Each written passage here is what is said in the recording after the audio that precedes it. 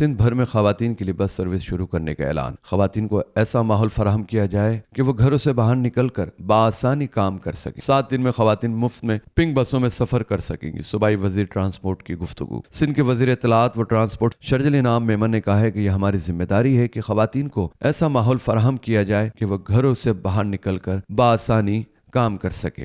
سندھ کے ہر شعبے میں خواتین بس سروس شروع کی جائے گی۔ ان خیالات کا اظہار انہوں نے پنک بس سروس کی افتتاحی تقریب سے خطاب کرتے ہوئے کیا۔ تقریب میں اس موقع پر صوبائی وزیر سعید غنی، وزیر اعلیٰ سندھ کے معاون خصوصی قاسم نوید قمر، سید نجمی عالم، اراکین Sindh assembly Sadia Javed, Sharmila Farooqui, Shazia Sangar, secretary transport Abdul Aleem شیخ، سیکرٹری اطلاعات عمران عطا سمرو اور دیگر شامل تھے۔ شرجیل انعام میمن نے مزید کہا کہ 7 دن کے لیے بس سروس فری چلائی جا رہی ہے۔ 7 دن میں خواتین مفت میں پنک بسوں میں سفر کر سکیں گی۔ انہوں نے کہا کہ ہم یہ سب شہید محترمہ بے نظیر بھٹو کا خواتین کو بااختیار بنانے کے ویژن کے تحت کر رہے ہیں۔ اس کے علاوہ شہید محترمہ بے نظیر بھٹو ویمن بینک اور ویمن پولیس اسٹیشن کا قیام بھی عمل میں لایا گیا ہے۔